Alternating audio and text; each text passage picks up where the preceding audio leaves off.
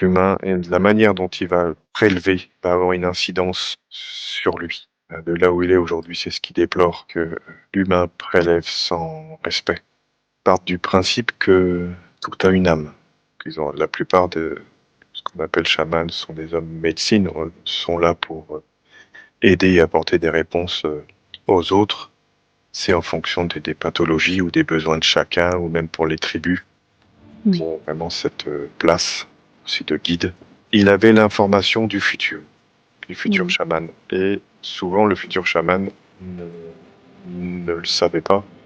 Et c'est quelque chose assez difficile à accepter parce que ça demande beaucoup de sacrifices. Bonjour à tous et bienvenue pour cette nouvelle exploration en hypnose avec Fabien. Aujourd'hui, je vous propose de découvrir et d'en apprendre un peu plus sur l'univers du chamanisme. Alors, se présente à moi, c'est un chaman amérindien. Oui, on le remercie d'être là. Est-ce qu'il est d'accord pour répondre à nos questions? Oui, Oui, oui. super, merci beaucoup. Alors aujourd'hui, on avait la volonté, l'envie de connaître un peu plus le chamanisme et de comprendre exactement en quoi ça consiste, qu'est-ce que c'est, quelles sont les croyances, les rituels qui appartiennent à cette pratique si connue et pourtant assez méconnue. Est-ce qu'il peut se présenter à nous? C'est un homme médecine. Oui, J'ai pas le nom de sa tribu, c'est comme s'il représentait l'esprit du chaman. d'accord. Vraiment, il n'a pas de. Il n'est pas rattaché à une tribu, Mmh. il parle des différents types de chamanisme sur différents continents. Oui. Le peuple amérindien, les peuples mongols, Mmh. les aborigènes australiens et aussi sur le continent africain.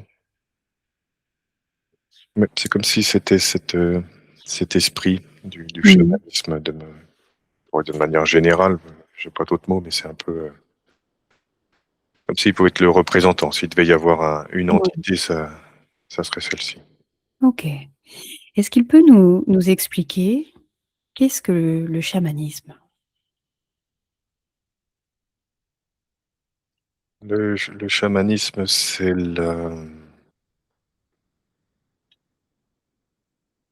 cette connexion entre les humains et les esprits.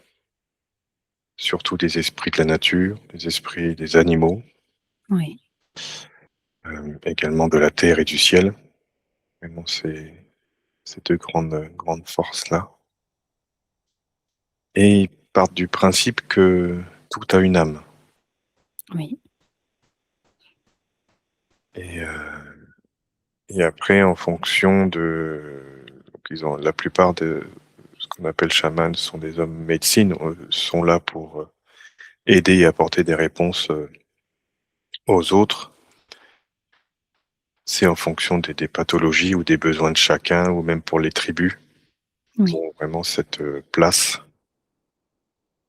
aussi de guide. Mmh mh. Et après, ils rentrent en lien avec avec la terre-mère afin de pouvoir apporter les réponses ou les médecines ou les soins à prodiguer aux personnes qui peuvent venir les solliciter. Est-ce que finalement, du coup, un chaman, c'est comme un intermédiaire entre les hommes incarnés et toute la reliance aux différents esprits du vivant, de la nature, Oui, des astres? Mmh. ils font le pont entre les deux. Mmh mh. Vraiment,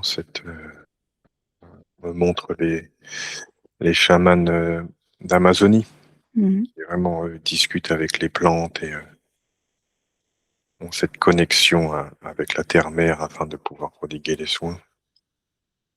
Ils sont vraiment ce pont, ce lien entre le monde physique et le monde immatériel, Oui. ce monde enfin, qu'ils appellent le monde des esprits. Oui, et est-ce que leur rôle, il est à destination des hommes ou est-ce qu'il est, ça va dans les 2 sens. C'est-à-dire qu'en fait, ils vont agir aussi bien pour, les esprits de la nature que pour les esprits des hommes?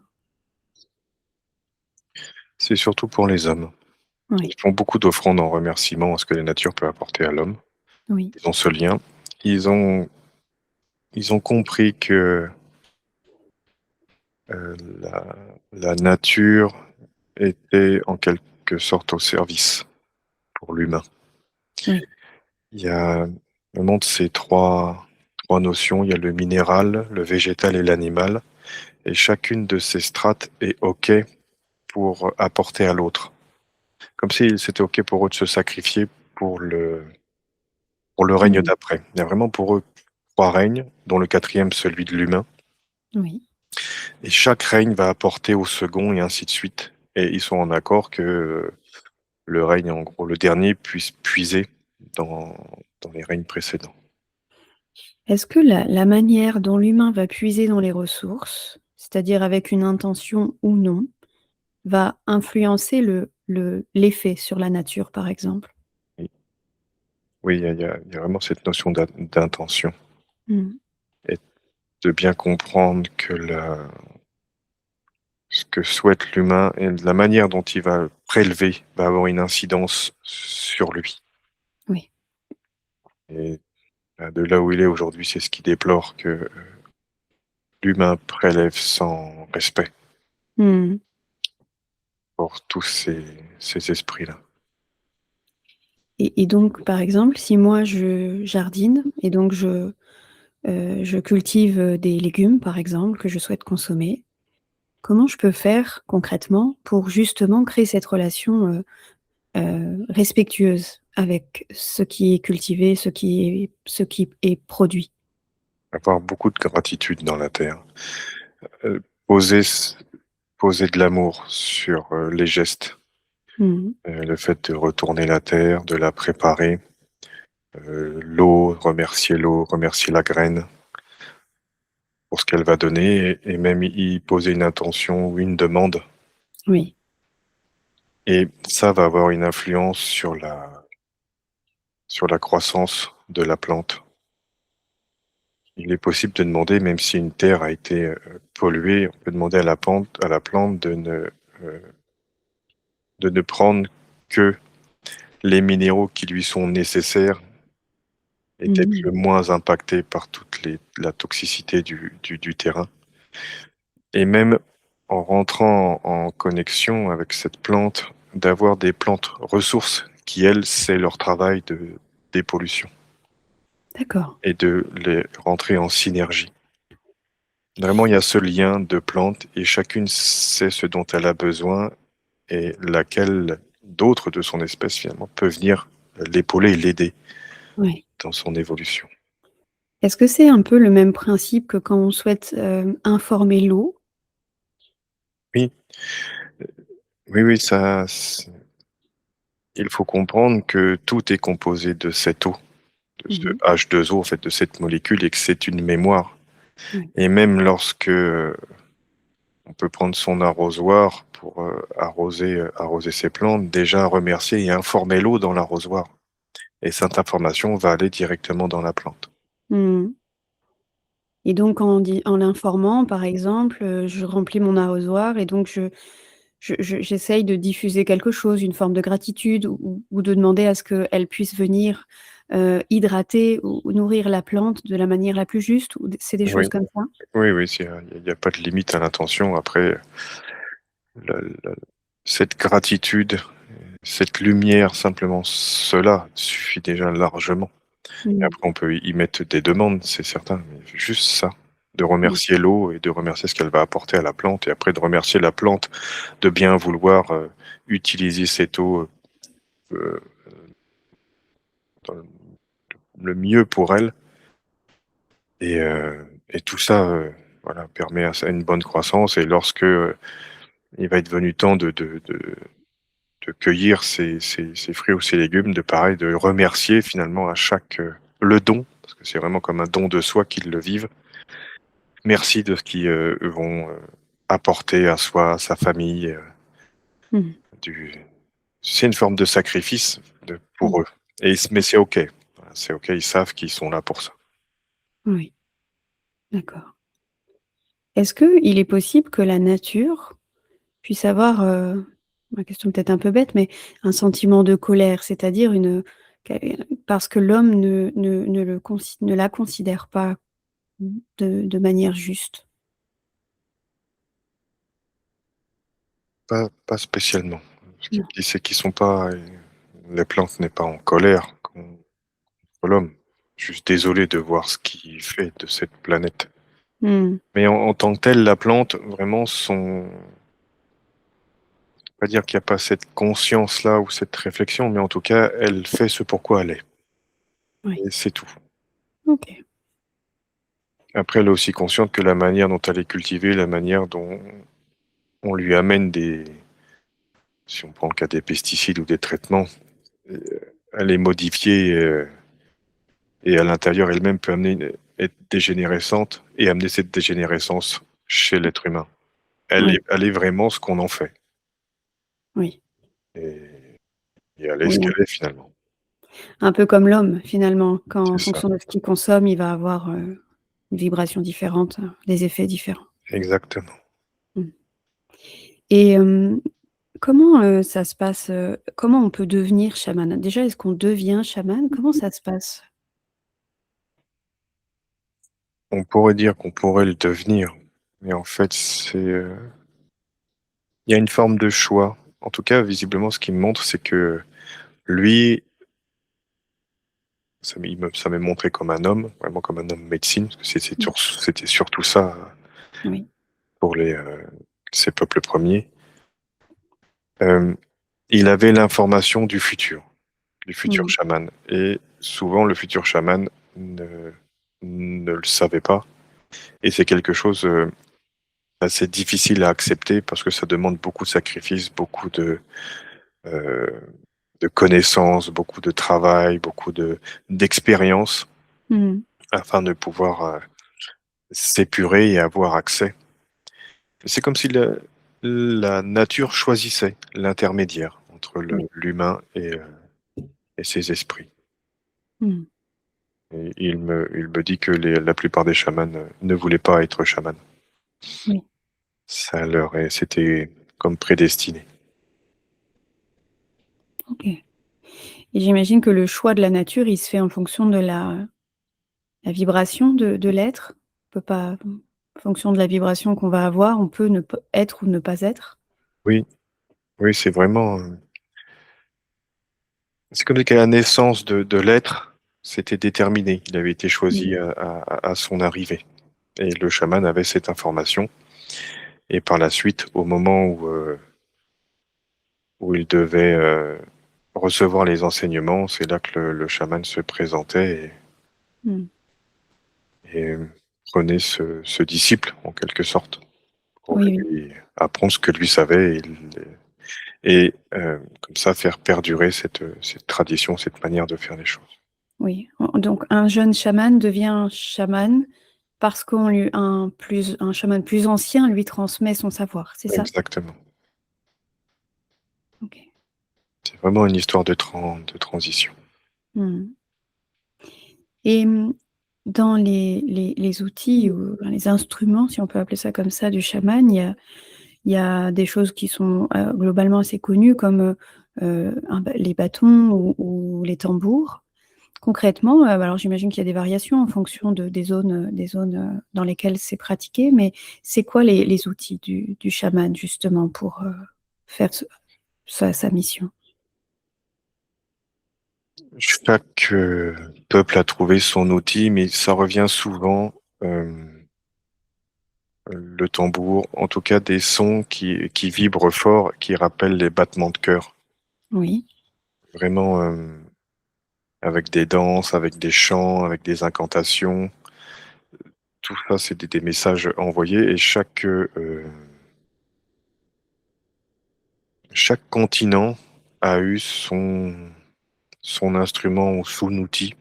Mmh. En tout cas, ce qui m'est montré, c'est que, ce côté, tambour, vibration, ils avaient Oui. déjà compris que la vibration avait un impact, permettait de guérir, permettait d'aller en transe également. Heu, Donc chaque peuple qui m'est montré ont leur instrument. Vraiment, en tout cas, Mmh. quelque chose qui se rapproche au tambour. En Afrique, ce serait plus du djembé, mais en tout cas toujours un outil de percussion D'accord. pour créer une vibration forte. Et après, chacun développait leur technique. On me montre des os pour l'Afrique. C'est à travers des os. Chaque peuple a malgré tout aussi son sac médecine, où dedans il y Mmh. a comme des petits artefacts qui, euh, qui glanaient. Et en tout cas, comme ils se manifestaient à eux et avec une symbolique. Et ils avaient ça sur eux en fonction de leur vibration. L'objet ou la plante se manifestait, ils l'apportaient sur eux. Mmh. Et il y a aussi un peu ce sac où, comme pourrait avoir un médecin aujourd'hui, sa sacoche, où il y avait Oui. dedans ses plantes, ses remèdes, ses poudres, pour pouvoir apporter leurs soins lorsqu'ils étaient sollicités. Mmh. Mais chaque peuple, finalement, a su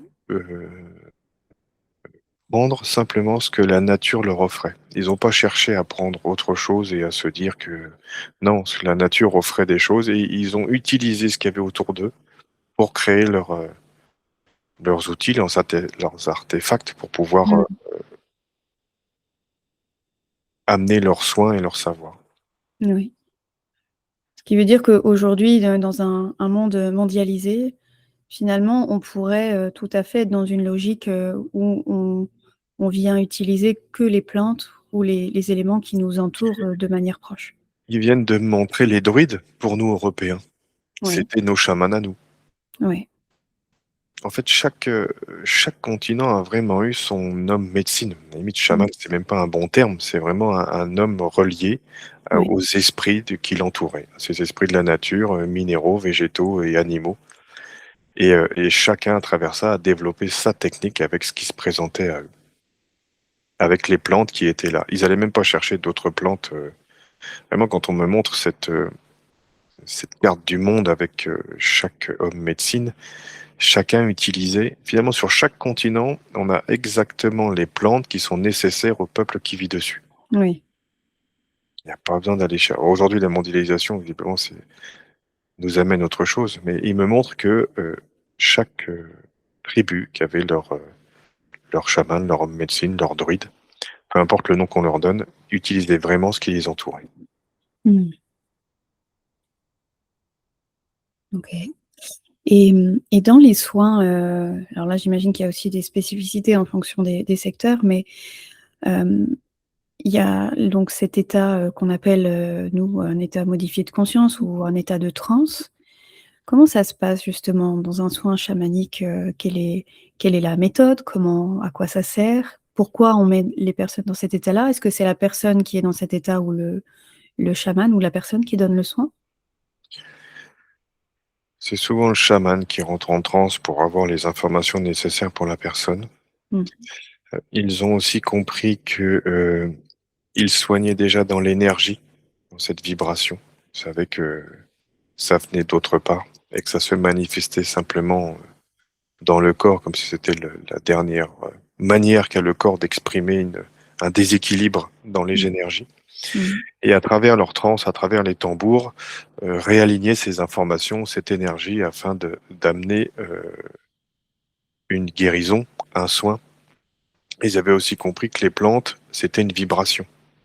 Que chaque plante, lorsque la personne, l'exemple qui me montre, c'est ça, une personne qui peut être malade ou qui a besoin d'un soin, chose comme ça, en se connectant, en étant en transe, eux, ou des fois juste en se connectant, une forme de médiumnité finalement, Mmh. avaient la plante juste pour la personne à ce moment-là. Et ils avaient même l'information de savoir comment la préparer, comment l'administrer, le temps qu'elle devait être administrée.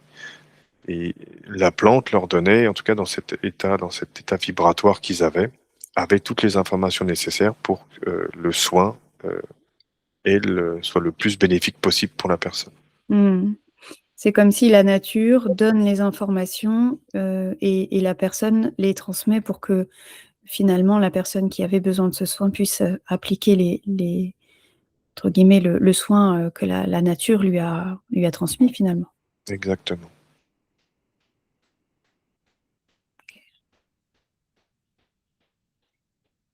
Et est-ce que ça demande, une énergie particulière ou des capacités justement à cette personne pour entrer en transe? Est-ce que je sais qu'il y a certaines pratiques où il faut prendre des plantes particulières pour justement faciliter ça?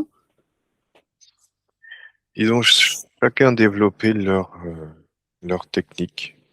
D'autres, oui, prennent des plantes pour avoir une forme d'ouverture d'esprit, en tout cas de s'ouvrir on voit souvent ça, dans les peuples d'Amérique du Sud Mmh. et en Amérique du Nord également. Ils utilisaient les plantes, pour pouvoir, augmenter leur connexion à ce grand tout finalement. Mmh. Hem, et on me montre que finalement tous les peuples ont utilisé, heu, l'esprit des plantes pour ouvrir leur esprit finalement à cette communication avec ces plantes, Mmh. avec les animaux ou avec même les minéraux et hem et après même la musique, hein, les tambours, c'est, cette vibration qui, pareil peut parfois les faire partir en transe, de ce rythme des tambours qui, finalement switch le mental Mmh. et a aussi cette ouverture. Ils ont été initiés aux plantes qui pouvaient ouvrir l'esprit. Que, qualifie comme ça ouvre ça les ouvre au monde des esprits Mmh. et à partir de là, ils ont les informations nécessaires et en contrepartie, ils font beaucoup d'offrandes. Ouais. Ça me montre que c'est pas gratuit. Mmh. Ils ont accès à ces informations, mais en contrepartie, il y a des offrandes de fait. Certains même, gardent en eux les soins qu'ils prodiguent, les maladies qui peuvent faire partir. Certains, voilà, les portent sur eux, les portent avec eux. Mmh. Visiblement, quand, cette manière de procéder a un coût pour ceux qui le pratiquent. Oui. C'est pas sur ce plan-là, visiblement, le plan des plantes, des minéraux, c'est pas gratuit, Mmh. ces esprits-là. Et c'est quoi les types d'offrandes qui peuvent être, faites? Ça me parle de tabac, ça peut être des os, ça peut être des champs, ça peut être, même parfois des animaux qui peuvent être sacrifiés Mmh. dans certaines, peuplades. Donc il y a beaucoup de c'est surtout, au-delà, c'est assez, l'Afrique qui me montre que ça a été beaucoup, parfois le sacrifice d'animaux pour avoir et encore pas tant plus dans les dérives qu'ont pu amener ces médecines-là. Mmh. Ça a été, où on a utilisé la mort pour avoir des informations. Mais tous les autres peuples très près de cette nature faisaient des offrandes à la nature. Oui. Des repas, d'autres plantes, des remerciements. Les Amérindiens, c'est beaucoup le tabac, hein, cultiver le tabac pour, faire les offrandes à la nature, Oui. d'enterrer des petites choses, des petits artefacts avec une intention dedans, hein, Mmh. de Et remercier ce finalement, qui est fait. ce qui compte, c'est pas exactement ce qui est donné, mais c'est de la manière dont c'est donné. Exactement, il me parle que dans le peuple où quand ils chassent et qu'ils tuent un animal, ils le remercient pour tout ce qu'il va amener. Mmh. C'est vraiment un lien très fort ils sont avec ce lien où, ils sont pas plus ou moins que les autres êtres vivants sur cette planète. Mmh. Vraiment comme des frères et sœurs. Dans toutes les Oui. cultures, c'est très en tout cas de ce qu'on m'en dit, c'est très proche et ils remercient chaque être de s'être donné pour pouvoir subvenir aux êtres humains finalement, à leur peuple. Mmh. Et on parle, du coup dans des états de transe du monde d'en bas. Est-ce qu'il y a différents plans? Est-ce que comment ça s'appelle? Qu'on peut visiter justement dans ces états-là? Non, oui, oui, il y a 2 plans. Il y a comme s'il y avait un monde, enfin, d'ombre et de lumière. Mmh mh. Il y a, les mondes d'en haut, les mondes d'en bas et en fonction de là où on va, c'est comme un voyage astral, ça m'a un peu montré comme ça. Lorsqu'il y Oui. a cette forme de décorporation, en tout cas qui sont dans ce monde des esprits, l'état d'esprit dans lequel l'être y va a un impact sur ce qui va se présenter à lui. Mmh. Et il me montre en parallèle vraiment le côté magie noire, enfin, comme ça qu'aujourd'hui on l'a appelé, Ouais. du peuple africain qui a utilisé ces modes de transe pour finalement ne pas apporter à l'humain, mais au contraire amener du négatif Mmh. contre l'être humain. Oui. Il y a finalement, c'est dans quel monde les deux s'offrent, lequel on choisit. C'est comme ça que ça Mmh. leur est présenté. Et c'est quoi, enfin, si on peut schématiser d'un point de vue vibratoire, le monde d'en haut versus le monde d'en bas, c'est quelle est le la différence? On me parle d'énergie très basse, très forte, très pesante pour les mondes d'en bas, Mmh mh. assez sombre, et au contraire plus léger et plus de joie, plus de lumière dans le monde d'en haut. Oui. Et ils sont en capacité d'aller de l'un à l'autre. Mmh. Mais bon, la plupart ont fait l'expérience des deux Oui. pour pouvoir après, bah, c'est leur chemin finalement quelque part, cette voie du milieu où est-ce que Mmh. moi en tant qu'homme médecine je me situe et qu'est-ce que je veux apporter. Oui.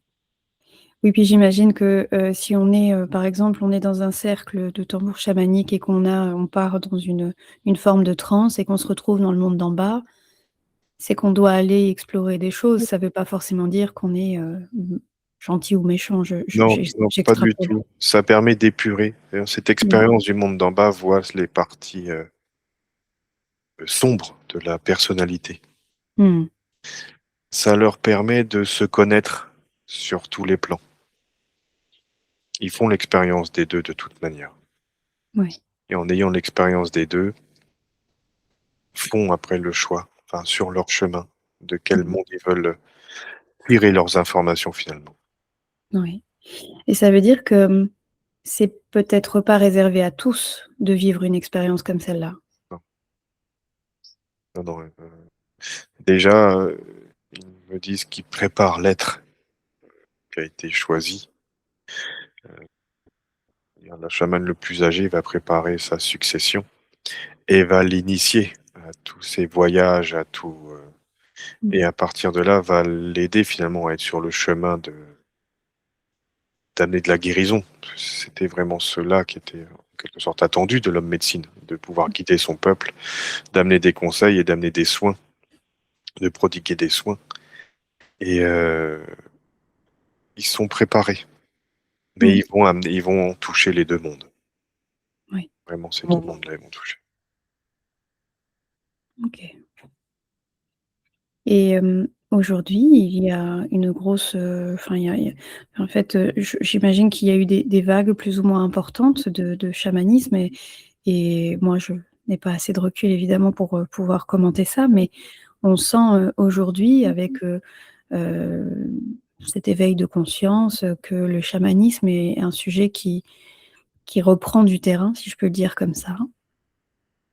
Hem et la question que je me pose, c'est est-ce que, justement, toutes ces personnes qui s'engagent dans cette voie-là, où du coup, là, on est peut-être un peu éloigné du principe où il y avait une personne qui vient transmettre. Est-ce qu'aujourd'hui, ce qui se fait est juste?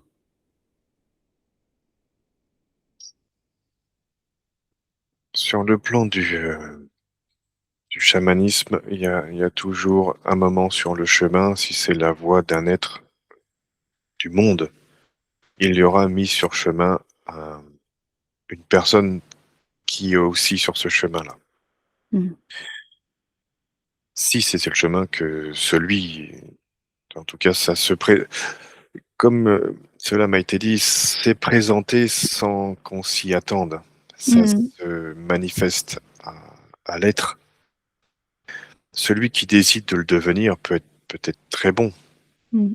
et en même temps, il y a besoin de ce guide-là, vraiment dans ces plans-là. Hem, on peut aller tout seul et finalement d'être guidé facilite et en tout cas ouvre et amène cette forme de il y a quand même cette forme de transmission et de légitimité dans le fait de pouvoir, amener ses soins et se prétendre chaman. Oui. C'est vraiment l'esprit qui vient choisir l'être. Mmh. D'où il regarde et n'importe qui au final pourrait, aujourd'hui avec, ils en sont conscients avec l'évolution des consciences, avec, les livres, avec internet, avec tout ce qui est mis à notre disposition. Il suffit d'ouvrir le livre, c'est marrant mais, chaman pour les nuls et de se dire qu'on est chaman et le devenir et puis prodiguer des soins. Ça les fait sourire parce que, il y a toute une transmission, il y a tout un savoir-être, il y a tout un savoir-faire, il y a toute une expérience qu'aucun livre, même les plus détaillés, ne pourra apporter. Mmh. Et il me le répète, ça se présente à l'être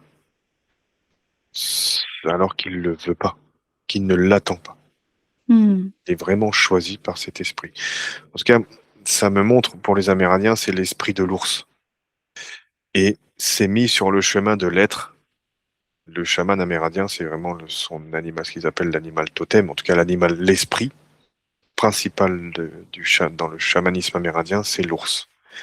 Et c'est l'esprit de l'ours qui se manifeste à l'être, si c'est sur son chemin, Mmh. ce chemin de guérisseur, ce chemin d'homme médecine. Il y a tout un chemin, il y a toute une initiation avant de pouvoir se prodiguer, en tout cas dire que l'être est chaman. Mmh.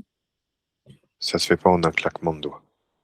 Et comment ça se manifeste dans la vie de la personne qui a été choisie?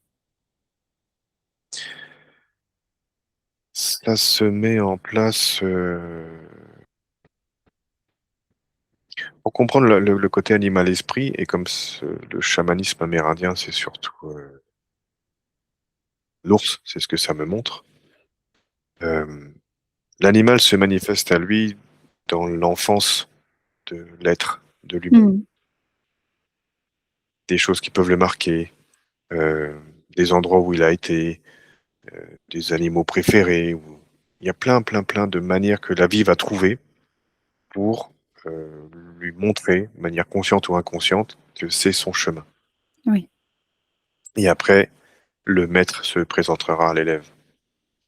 Vraiment, un chaman se montrera. Il y a cet même esprit, cet animal-esprit se présentera à la personne. Il y a vraiment cette notion-là. Ça se fait pas, comme ils me disent, le- on le décide pas. On dit pas, non, tiens, aujourd'hui, je vais devenir chaman et je vais étudier, etc. Non. Mmh. En fait, peut-être que la personne pourrait être très bonne, pourra ouvrir des capacités, etc. Mais en tout cas, pour eux, cette forme de filiation est très importante.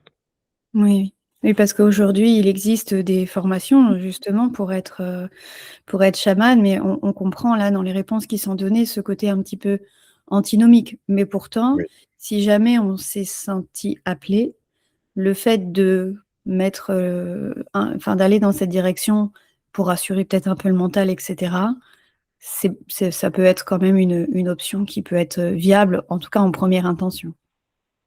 oui, oui, oui, oui. Euh, Ils veulent que je parle de mon expérience. Ouais. J'ai, moi, étant petit, j'ai été marqué par le film L'Ours, c'est Ouais. Jean-Jacques Hano. Vraiment, Mmh ça mh. m'a touché, mais vraiment profondément. Et puis après, j'ai pas, j'ai été, je sais pas quel âge j'avais, 5, 6 ans, un truc comme ça. C'est vrai, c'est ça, 6, 7 ans. En tout cas, touché, mais vraiment profondément au cœur. Et après, sans ni plus ni moins, et ce qui est assez drôle, c'est que quand après je me suis formé à la naturopathie, le, le, le maître de formation, on avait 2 semaines à faire en présentiel et le maître, le prof qui était là, faisait un petit tour de table et s'est arrêté sur moi. Moi, j'étais dans mon coin, vraiment un peu à l'écart. Et la première chose qu'il m'a demandé, c'est est-ce que j'avais un animal préféré? Et le premier mot qui est venu, ça a été l'ours. Alors j'en ai Mmh. plein d'autres, mais c'est vraiment celui-là qui est sorti. Et c'est à partir de là que ça m'a emmené sur le chemin du chamanisme. Mmh. Ouais, voilà, ça m'a emmené là-dedans à partir de là, et c'est là que j'ai compris. Et comme il me disait, c'est une voie qui nous choisit, c'est pas nous qui la choisissons. Et c'est vrai que ça demande un gros travail sur soi d'épuration, parce que ça bouge beaucoup, beaucoup, beaucoup, afin de pouvoir embrasser ce chemin d'homme médecine, d'homme connecté à la terre et au ciel. Et c'est comme ça que ça me l'a emmené. Et ce qui est Mmh. assez drôle aujourd'hui, c'est que je suis dans les Pyrénées et il y a un ours qui est à moins de 20 kilomètres d'ici. Donc, vraiment, à travers mon expérience et à travers ce qu'ils m'ont dit, c'est qu'on est vraiment, enfin, il y a vraiment cette notion d'être choisi. Mmh. Et, et moi, il n'y a rien qui vraiment me prédestinait à devenir un homme médecine, en tout cas, un homme qui fait, comme on l'a très bien dit au début, ce pont entre les deux mondes. Oui. Et ça a été ma voie, ça s'est manifesté comme ça. Mmh. Après, cette voie du chamanisme, même si on n'est pas choisi, apporte beaucoup de choses à soi. Des règles de vie, même de respect, de gratitude, c'est super. Après, de se dire je suis chaman et je vais prodiguer des soins, c'est autre chose. Mmh. Vraiment, il y a cette notion de choix sur lequel ils insistent beaucoup. Oui, c'est-à-dire qu'en fait, on peut adhérer à la philosophie de vie qui s'y rattache Absolument. et faire des petites choses dans son coin, Pour soi. avoir son tambour, faire Mm. des choses pour soi. Mais se revendiquer chaman et prodiguant des soins, c'est une autre dimension, on va dire. Ça demande vraiment des éléments très spécifiques. Exactement. Exactement. Il y a cette grande connexion à ce grand tout. Et, euh, et déjà, oui, de vouloir embrasser ce chemin, c'est beau, mais de se dire, voilà, je suis chaman aujourd'hui parce que j'ai un tambour, j'ai lu 3 bouquins et puis je sais 3-4 plantes. Non, non, non, du tout. Comment du coup, on peut reconnaître, si moi je veux aller voir un chaman? Comment je peux faire pour savoir si, la personne qui est en face de moi, parce que ça demande en fait un niveau de confiance très fort, parce que si j'ai bien compris, en fonction de l'intention de la personne, ça va mener vers des directions très différentes. Oui. Donc ça veut dire que l'individu est l'essence du soin. Comment je peux faire pour, trouver, la personne qui me convient ou pour en tout cas ne pas me retrouver dans une direction que je n'avais pas souhaitée? Poser l'intention. Vraiment la vibration qui est émise dans cet amour et que la personne la plus juste soit présentée à soi, c'est ce qui fonctionne encore le mieux. Mmh. Cet instinct du cœur. Alors aujourd'hui, c'est vrai qu'il y a une multitude d'hommes médecine ou de praticiens ou peu importe. Mais vraiment demander à l'univers, ils sont très sensibles à ça. C'est que tout est déjà là. Ce qu'ils appellent le Père Ciel, c'est lui qui a cette connaissance finalement dans l'immatière et la terre-mère, le côté plus matériel et nourricier. Mmh. Et ils sont ce pont entre les deux, mais ils savent très bien que ils peuvent également demander à l'univers d'amener ce qui est juste pour eux. Et en tout cas, c'est là-dedans qu'ils vont piocher également l'information nécessaire pour le soin qu'ils ont à prodiguer ou le conseil qu'ils ont amené. Mais il peut aussi demander à la personne qui a besoin d'un soin de simplement émettre, hein, amener à moi la personne qui peut être la plus juste Mmh.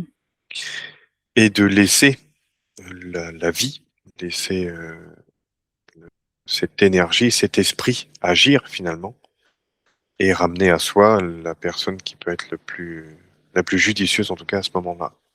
Mmh. Après, ils me disent bien que choisir au hasard sur une page internet, non, C'est pas l'idéal. c'est pas l'idéal. Et en même temps, ne serait-ce que par ce qu'amène aujourd'hui cette technologie, de se faire confiance en lisant un nom, ah, ça m'attire ou pas. Ou vraiment, ils ont aussi cette notion-là. Ils ont pris conscience que tout passait par le corps également. Mmh. Donc, faire confiance à son ressenti, à cet instinct et de demander. La vie fait toujours bien les choses malgré tout. Et Mmh. parfois, si le chaman qui est vu n'est pas le bon et emmène dans d'autres mondes, et pas forcément peut-être les mondes d'en bas, c'est que c'était aussi nécessaire d'être vécu ainsi. Oui. On peut partir du principe que tout est juste par rapport à ça. Mmh. Et en tout cas, se faire confiance. Voilà. Si on a des pathologies ou des soins, en tout cas pour physiquement, faire confiance sur ce que l'on appelle et ce que la vie va mettre devant nous et comment ça va vibrer chez nous. Mmh. Et on pardon. J'ai eu, pour étayer ça, c'est marrant, l'expérience me revient, mais j'ai également fait un voyage au Canada et c'était quelqu'un qui se prétendait chaman avec tous les artifices, tout, mais vraiment. Et au final, pour se rendre compte que c'était simplement quelqu'un qui jouait un rôle. Mmh. À la fin, les masques sont tombés. Or, tous déçus et en même temps non, puisque ce qu'il pouvait amener dans cette énergie avait un impact aussi. C'est ça qui était intéressant. Et c'est là que finalement, on a fait l'expérience que tout est là. Et finalement, on a juste l'être, même si c'est un usurpateur finalement, puisque ça a même été très loin. Il a été recherché au Canada et poursuivi parce qu'il aurait eu des attouchements avec des enfants. Mmh. Ça a été jusque-là. Mais dans son rôle, dans ce qu'il incarnait, personne n'a rien vu, en fait. Et c'est qu'après, quelques semaines plus tard, qu'on s'est aperçu qu'il y avait un reportage qui était fait sur lui, et parce qu'il il usurpait finalement cette histoire, cette tradition, Mmh. et la vie, de toute manière, l'a fait tomber. Ça l'a arrêté. Ce qu'il jouait n'était pas juste, et c'est ce qui a fait que ça s'est arrêté. Et en même temps, en le vivant, en se croyant être un chaman, il a apporté malgré tout euh, ces bribes, mais ça nous a appris à nous, finalement, de faire attention.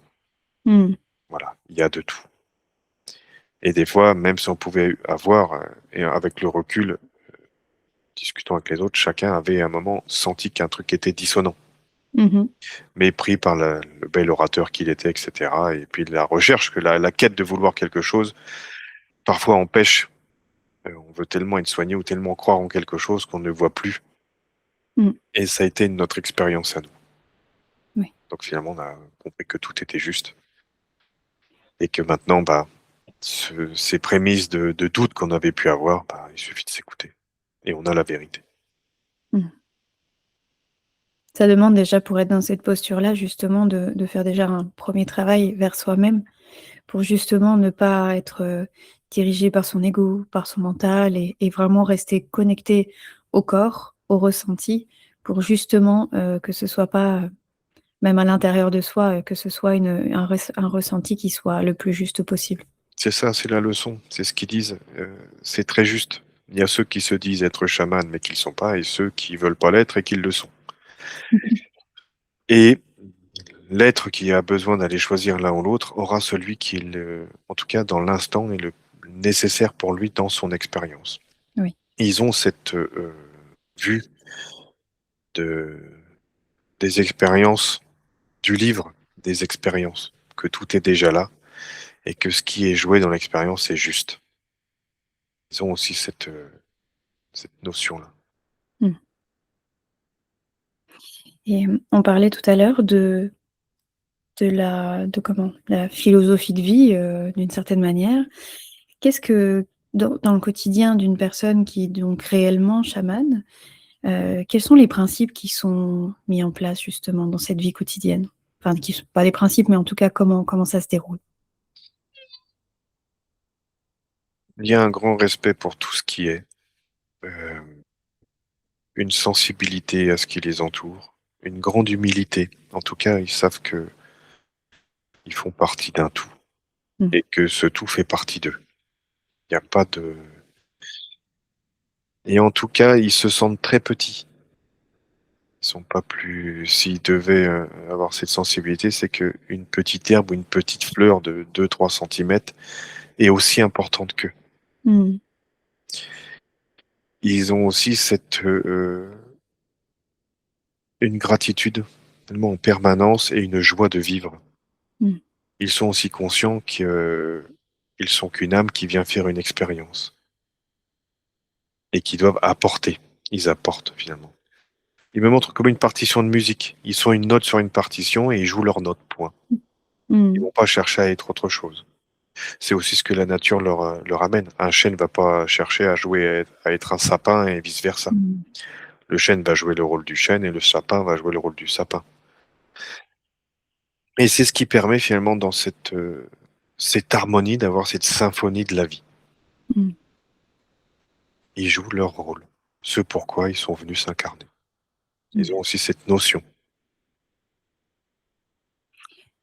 Est-ce que, aujourd'hui, on a avec, l'évolution de notre terre, est-ce qu'on a besoin justement de chamans, de druides qui reviennent ou qui se montrent davantage justement pour venir, accompagner cette évolution? Oui, oui, c'est comme des guides, c'est comme des maîtres spirituels, c'est comme, aujourd'hui on peut y mettre le mot qu'on veut. C'est vraiment des êtres qui vont apporter cet éveil à l'humanité. Mmh. C'est vraiment ça. Finalement, il m'explique que peu importe le chemin que l'on prend, que ce soit le chamanisme amérindien, que ce soit le chamanisme, mongol, que ce soit, même le chamanisme tibétain ou africain ou peu importe ce que vont on choisit comme voie, parce que chacun ont leur spécificité également. Tout cela ramène à une seule chose, c'est à cet éveil, à cette Mmh. conscience qu'on fait quelque part partie de ce tout et qu'on vit cette magnifique expérience. Aussi dures soient les expériences agréables ou désagréables, mais simplement ils ont conscience de ce grand tout, de cet amour du tout et et de ce retour à soi et d'être finalement en harmonie pour jouer cette symphonie de la vie. Mmh. C'est beau. Aujourd'hui, les êtres qui il y a pas mal d'êtres justement qui se sentent, enfin où ça se manifeste à eux. Est-ce que, le fait par exemple qu'un individu, se rende compte qu'il est druide ou chaman ou qu'importe, est-ce que c'est, il est appelé ou nommé d'une certaine manière parce qu'il a vécu d'autres vies qui étaient en lien avec ça? Ou est-ce que c'est en lien avec la terre sur laquelle il est? Ou en tout cas la région? Comment ça s'organise d'une certaine manière? Alors ça me dit qu'on peut le croire et c'est OK ou alors en tout cas ça montre que oui, il y a un ensemble d'informations au préalable afin de, pour après venir le vibrer et l'incarner. Mmh. Heu, mais ce qu'ils me disent aussi, c'est que, il faut s'approprier le chamanisme avec son temps. Mmh. Ils me montrent et ça les fait sourire, les druides, les gens qui s'habillent comme les druides avec, ils me montrent un peu le cliché de Panoramix. Mais c'est un peu ça dans les festivals, Mmh. se prennent pour un druide, alors je dois mettre, une toche blanche, et puis limite la serpe et mon petit sachet pour être un druide.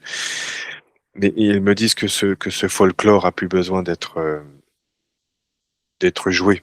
C'est Mmh. vraiment à l'intérieur de soi et d'être en ouverture avec ce qui est l'herboriste est un druide, en fait. Mmh. Aujourd'hui, on appellerait ça un herboriste ou un naturopathe ou, donc ç ça rattache à certaines croyances, mais ils me disent qu'on peut épurer le côté folklore. Aujourd'hui, il y a plus besoin de tout ça. Vraiment, il y a ce qui vibre à l'intérieur de nous et comment on se sent. Alors, ils comprennent que ça peut aider Mmh. à rentrer dans cet état, mais en fait, le chaman, il est chaman tous les jours. Pas que quand c'est un festival ou quand on a dit que non, non, c'est tous les jours qu'il l'est. Oui, oui. Oui, c'est ce qu'on incarne en fait finalement, il y a pas Exactement, exactement. OK. Mais je pense que ça peut je pense que ça aide certaines personnes parce qu'en fait, les esprits, sont pas toujours très éveillés et parfois des personnes ont besoin de voir des signes distinctifs pour être attirées ou pour croire davantage, même si c'est un leurre parce qu'on peut très bien être un usurpateur en ayant un très beau déguisement. Exactement, c'est exactement ça. Mmh. La vie va mettre sur le chemin de la personne si c'est son chemin. Et si ça lui met pas cela, c'est pas grave en fait. Comprendre qu'il faut pas chercher à forcer les choses non plus. Mmh. C'est peut-être une autre voie, pas forcément celle du chamanisme. Il y a un côté, très beau, même tomber dans l'adoration de ces êtres, et quel que soit le peuple par lequel on est attiré. Mais la leçon, en tout cas, ce qu'ils m'ont dit, c'est que c'est vraiment le fond qui est important, pas la forme. C'est de se l'approprier et faire sa propre médecine, finalement. Hmm. C'est vraiment ça. Il pourrait être, l'exemple qu'il me donne, c'est prendre de chacun de ces peuples, Amazonie, Amérique du Nord, l'Asie centrale, l'Europe, l'Afrique. On pourrait prendre une bribe de chaque et créer un, une médecine d'un chamanisme mondial, finalement, Oui. ou en prenant un peu de chaque et créer le sien. Ce serait OK, sans se dire, bah, je suis rattaché à tel. Aujourd'hui, ça a tellement évolué et il me parle du guerrier arc-en-ciel qui est très présent chez les peuples amérindiens, de cet être qui va relier chaque nation. Hmm. Et aujourd'hui, on en est là, à cet être éveillé qui qui peut relier chaque nation en laissant tomber quelque part cette limite du folklore, de se dire je suis druide donc je suis européen donc je ne fais que Du tout. du druidisme. Hmm. Où je me suis intéressé, on m'a présenté à moi un chaman amérindien, je ne peux que pratiquer le chamanisme amérindien. Non, non, non, non, non. Aujourd'hui, ils le disent, on n'en est plus là. Hmm. Oui, on peut imaginer que les personnes qu'on peut rencontrer, si on est dans ce cas-là, peuvent être des initiateurs et nous montrer la Exactement, voie. Mais sur ce chemin-là, il est indispensable de trouver sa propre identité et ses propres méthodes. Parce que, en fait, si on ne les trouve pas, c'est qu'on n'est pas tout à fait dans cet état de connexion. Parce que si on est vraiment connecté avec soi-même et avec l'être qu'on est, les informations nous parviennent. exactement. Ils me disent que ça a eu son temps, ça a été nécessaire à un moment, Hmm. et que maintenant, avec cette ouverture, ils le savent, avec cette ouverture où tout va beaucoup plus vite et l'information est beaucoup plus rapide, voilà, il n'y a plus besoin d'être limité à une technique ou un style. Un peu comme ça qu'ils me le montrent. C'est devenir l'homme médecine qu'on a envie d'être et de prodiguer les soins qu'on a envie d'être. C'est pour ça que, il le dit très bien, aujourd'hui, un homme médecine, ça peut être un thérapeute qui est dans sa voie et est juste, que ce soit Hmm. un naturopathe, un herboriste, un homéopathe. Même le médecin, le chirurgien est un homme médecine et qui est dans son art finalement. Hmm. Ce qu'il aujourd'hui déplore peut-être le plus, ce qu'il dit, c'est que les deux médecines ne se lient pas. Hmm. C'est en chemin et il dit que ce serait bien que ça s'accélère un peu, Ouais. vraiment. Ok. Est-ce que il y aurait un message qu'on devrait entendre en tant qu'être humain à l'état dans lequel on est aujourd'hui, où il y a des prises de conscience, mais où on sent qu'il y a encore beaucoup d'avancées à faire pour justement nous expliquer et nous mettre un peu davantage sur la voie? Revenez au contact de la nature qui vous entoure. Revenez à cela. Et apprenez à écouter le chant des oiseaux, à écouter une rivière qui coule, à marcher pieds nus sur de l'herbe avec de la rosée, à s'émerveiller d'une fleur, de prendre le temps de la regarder. Vraiment revenir dans cet instant présent et de voir tout ce qui nous entoure, tout ce qui est déjà là. Et Mmh. ça va vraiment aider l'humanité Mmh. à revenir à cette essence même, de se sentir uni à ce grand tout. Vraiment, c'est cela. Reprendre cette conscience de cette unité et d'être là présent à chaque instant. Oui, parce que là, aujourd'hui, souvent dans la cadence de vie, on peut dire, c'est souvent un peu en va-et-vient. C'est-à-dire qu'il y a une vie où on travaille, puis il y a de temps en temps, on s'accorde des petits moments pour ça, alors que l'idée, c'est plutôt de généraliser cet état d'esprit sur tous les jours, en fait. Exactement, même dans son travail, même dans ses transports, à tout instant, être là et s'émerveiller de ce qui est. Mmh. Vraiment, c'est ça. Cet état de présence en permanence. Et ça va vraiment aider l'être humain Mmh. à revenir, en tout cas à lui et à ce qui est essentiel pour lui. Mmh. Ne pas croire que tout est à l'extérieur. En tout cas, prendre le temps que cet extérieur devienne l'intérieur et vice-versa. Mmh. C'est vraiment ça. Oui. On a parlé, vaguement des animaux totems tout à l'heure, je sais pas si c'est des éléments qui sont communs au chamanisme d'une manière générale, mais est-ce qu'on peut expliquer un petit peu ce que c'est et à quoi ça sert? L'esprit animal, c'est comme un guide. Mmh. Vraiment, chaque animal a un caractère et une personnalité, en tout cas, va amener et va pouvoir guider, l'être à qui il se présente et va montrer, finalement, va permettre à l'être de travailler sur certains points qui va lui permettre d'évoluer. Mmh. C'est en ça que les animaux se présentent. En tout cas, dans le chamanisme amérindien, c'est ce qui est montré. Même Ouais. mongol, les animaux ont une grande importance. Mais même l'esprit d'un arbre a aussi cette importance pour l'être à qui il se présente. Donc ils viennent tous avec une signature particulière, un message en particulier, et va permettre d'évoluer dans l'instant, de faire évoluer dans l'instant l'être à qui ils se sont présentés. Mmh. Ça veut dire qu'on a, sans rendre compte finalement, des éléments qui nous guident en permanence, qui sont pas, on pourrait avoir tendance à penser qu'on a des guides, qui sont quelque part, mais on en a plein autour de nous, à travers des animaux, à travers des arbres, ça veut dire quelque chose comme ça? Exactement, tout est déjà là, tout nous entoure déjà. Il suffit Mmh. de prendre ce temps et de demander finalement, de se connecter, de mettre la main sur un arbre ou sur une plante, et puis de sentir ce flux de vie et de voir ce que chez nous cela fait émaner. Mmh. C'est aussi simple que ça. Ça veut dire qu'il faut, sortir de croyances ou d'avoir peur d'être ridicule, et si on a le sentiment que les arbres qui bordent notre maison, ils sont en train de de nous protéger d'une certaine manière, et que quand on passe près d'eux, on a l'impression qu'il y a comme, une diffusion de quelque chose, c'est se dire que si on ressent ça à l'intérieur, ne pas le remettre en question. Exactement.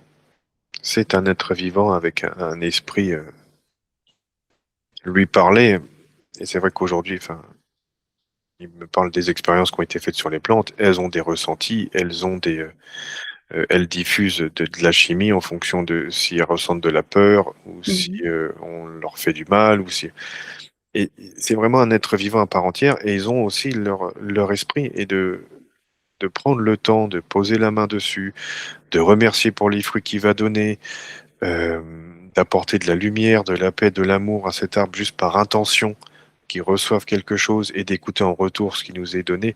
Oui, c'est vraiment pour montrer que, l'humain s'est à un moment mis sur, cette, le côté où je suis hors de tout, Mmh. et il faut surtout pas, sortir de là parce que sinon je vais me sentir jugé ou, qu'est-ce qu'on va dire? Et Mmh. en fait, faire tomber ce truc-là, cette limite-là, Mmh. cette croyance, et revenir à cette simplicité. Et oui, c'est la vie finalement. Mmh. Aujourd'hui, dans cette société entre parenthèses moderne, il faudrait pas revenir à cette nature humaine. Il suffit de regarder un enfant, Mmh. regarder l'enfant jouer. C'est aussi simple que ça. Oui. Une belle Mmh. fleur, une abeille, c'est joli, ça prend soin, ça veut faire un bouquet parce que ça trouve beau, une offrande, enfin c'est vraiment comme Mmh. ça que, le et pourtant on le juge pas l'enfant, hein. C'est lorsque l'être grandit, qu'il devient adulte, qu'il est jugé d'être enfantin parce qu'il a toujours ces pratiques. Ben non, et on va justifier, le fait de revenir à cet état de nature si on se prodigue, chaman, et non plus. Mmh. Mmh. Ça nous rassure dans ce en fait non, non, non. Chaque être est en capacité de le faire, et surtout faites-le. Si vous sentez l'élan, faites-le. Mmh.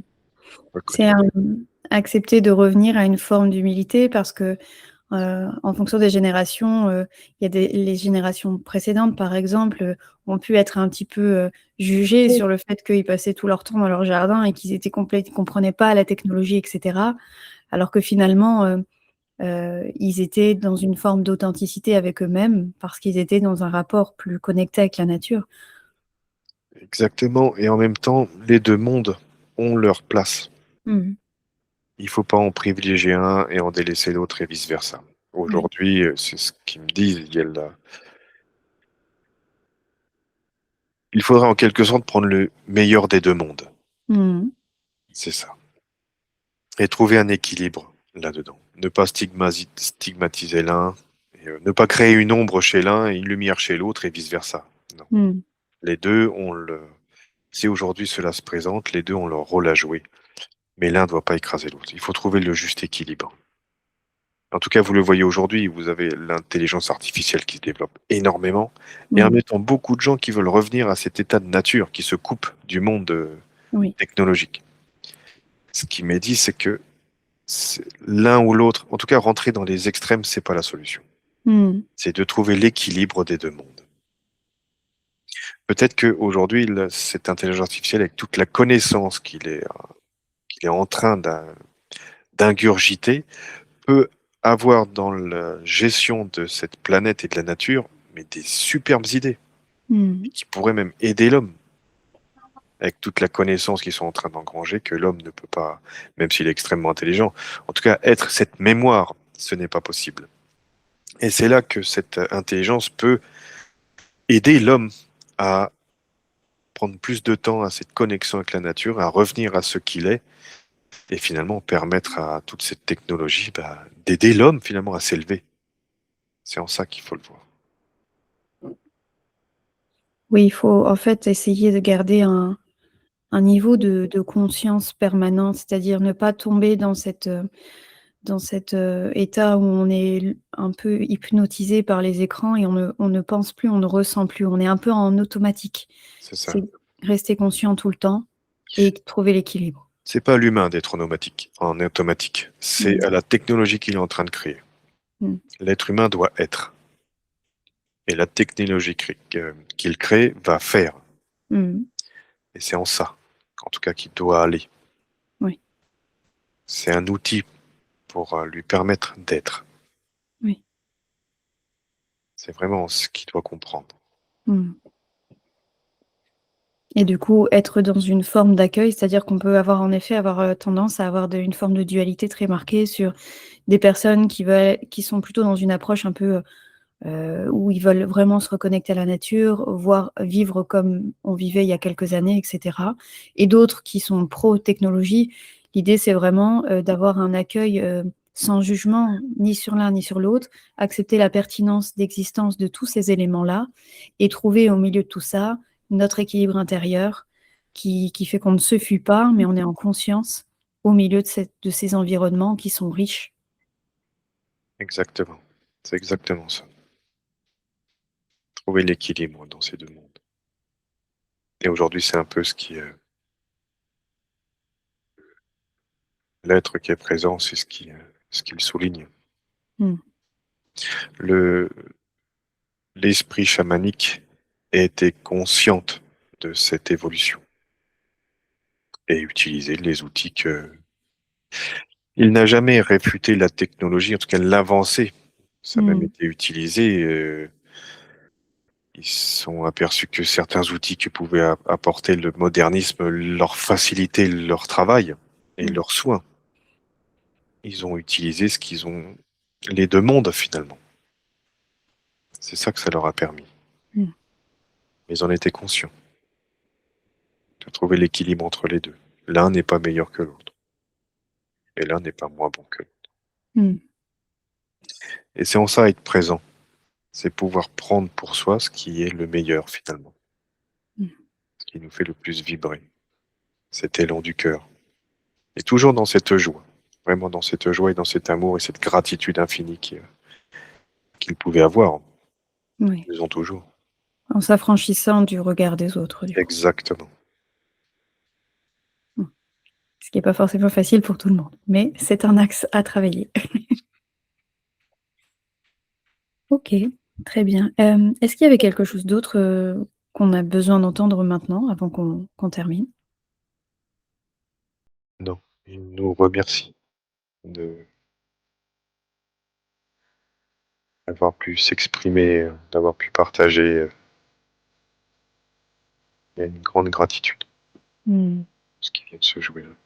Qu'on leur renvoie évidemment. Merci beaucoup, merci infiniment pour ces réponses.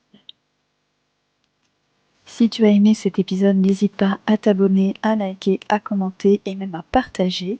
Si tu as des questions que tu souhaites que l'on pose durant nos explorations, n'hésite pas à les mettre en commentaire. Je te dis à bientôt pour un nouvel épisode le 4e jeudi de chaque mois à 20h.